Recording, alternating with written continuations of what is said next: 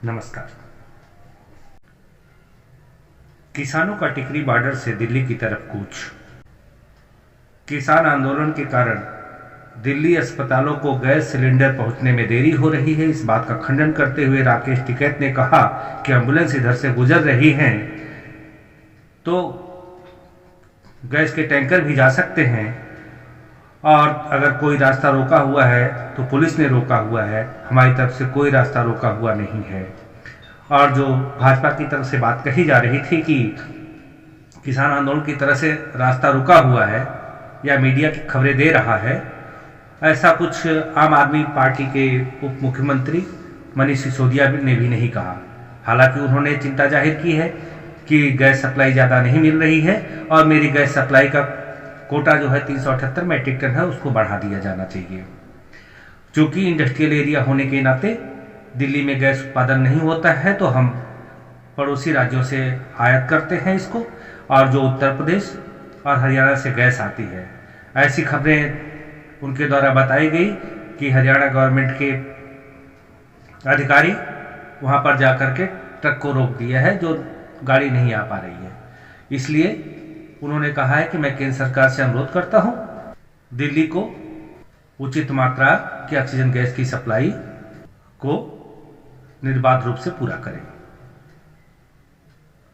वही रात को 9 बजकर के जीटीबी हॉस्पिटल के डॉक्टर ने ट्वीट पर सत्येंद्र जैन को भेजा था, और जिसको 10:12 पर सत्येंद्र जैन ने पीयूष गोयल जी को भेजा, और रात में 2 बजे तक जो उनकी गैस थी उसकी सप्लाई उससे पहले पूरी कर दी गई, और इससे हॉस्पिटल में एडमिट तमाम कोविड पेशेंट की जान बचाई जा सकी है।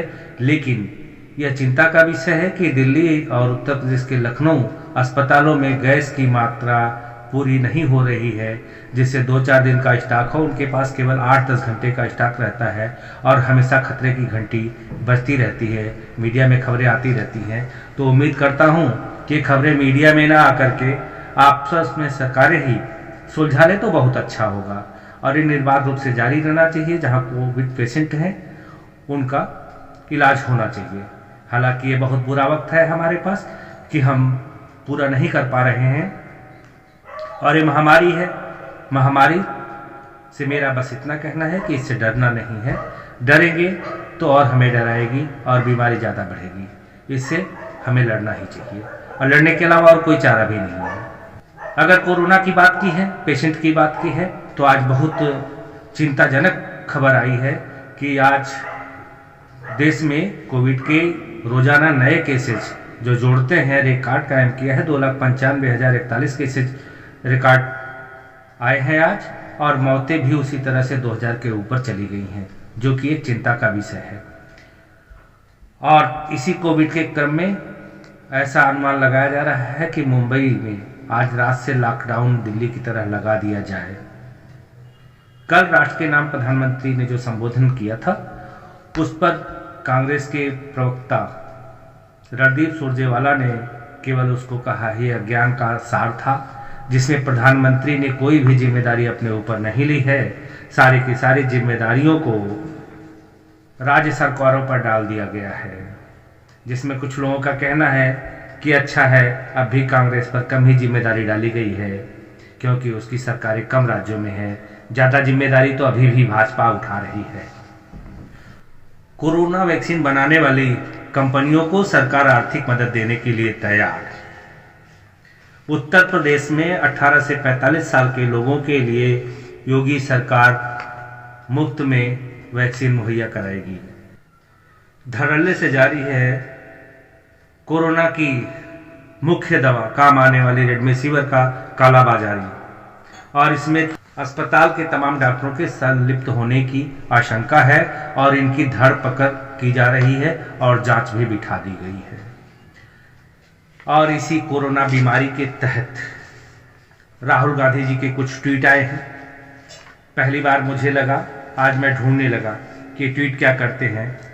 जो एक काम का ट्वीट है उसमें इन्होंने इशू रेज किया है, जो खबरें आई थी कि कोरोना हेल्थ वॉरियर्स का जो इंश्योरेंस था वह 24 मार्च को समाप्त कर दिया गया है।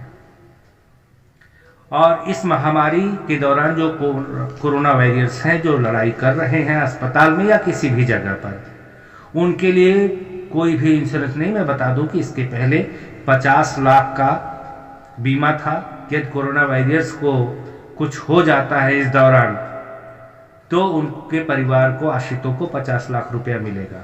लेकिन अब कोई ऐसी योजना नहीं, ऐसा वित्त मंत्रालय द्वारा राज्य के सचिवों को बता दिया गया है। तो राहुल गांधी जी की इस बात से सहमत हूं और सही है कि जो कोरोना वायरस अभी लड़ाई लड़ रहे हैं, इनके लिए कोई न कोई व्यवस्था होनी चाहिए। क्योंकि पिछली बार 26 मार्च को फाइनेंस मिनिस्टर लाई थी इस बात को, लेकिन इसको 1 साल के लिए बढ़ा दिया गया था और जो मार्च में समाप्त हो गया। तो सरकार से गुजारिश होनी चाहिए और शायद सरकार विचार भी कर रही होगी कि इसको कैसे बढ़ाया जाए। लेकिन फिलहाल पिछला बीमा समाप्त हो चुका है। और एक काम की बात राहुल गांधी जी के ट्वीट में मुझे मिली, लेकिन एक ट्वीट और मिला राहुल गांधी जी का, जिसमें इन्होंने कहा है कि सरकार केवल और केवल उद्योगपतियों की सहायता कर रही है। और इसमें इन्होंने जो कोवैक्सीन के इंजेक्शन सीरम इंस्टीट्यूट द्वारा उसके रेट फिक्स किए गए हैं कि सरकारी अस्पतालों में 400 रुपये में, प्राइवेट अस्पतालों में 600 रुपये में दिया जाएगा, अभी 200 में अलग अलग रेट है। उस लेटर की कॉपी को इन्होंने अटैच किया है और ट्वीट किया है कि ये सरकार केवल उद्योगपतियों की है। यह क्या कहना चाहते हैं यह समझ में नहीं आ रहा है कि इससे क्या साबित करना चाहते हैं। एक और बहुत अच्छा, जिस पर मुझे कुछ याद आया, हालांकि इनके बहुत सारे ट्वीट आते रहते हैं। इन्होंने कहा है कि जो पलायन कर रहे हैं इन लोगों के खाते में सरकार को पैसे डालने चाहिए। और जब ये पैसे डालने की बात करते हैं तो मुझे याद आ जाता है, कोट किया जाता है अभी तक, कि 1985 में राजीव गांधी जी ने उड़ीसा के कालाहांडी क्षेत्र में अकालग्रस्त क्षेत्रों का दौरा कर रहे थे। तो उन्होंने कहा कि केंद्र सरकार अगर वहां से 1 रुपया भेजती है तो यहां पर लोगों को केवल 15 पैसे मिलते हैं। तो कहीं राहुल गांधी जी इस ट्वीट में ऐसे पैसे देने की बात तो नहीं कर रहे या ऐसे पैसे देते रहे हैं? ये तो वही बता सकते हैं बेहतर कि ये पैसे देने से क्या मतलब है। और जिस खास ट्वीट की मैं बात करना चाहता हूं वो ट्वीट मेरे पास है, जिसको किसी ने रीट्वीट किया है। आप खुद ही देख लीजिए इस ट्वीट को, कि ये कहते हैं कि हमारे स्वास्थ्य मंत्री,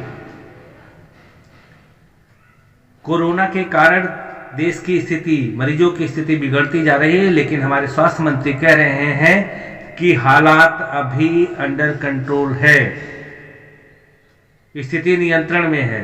यह ठीक उसी तरह है जैसे डूबते हुए टाइटैनिक के कप्तान ने कहा कि चिंता करने की कोई बात नहीं है। लेकिन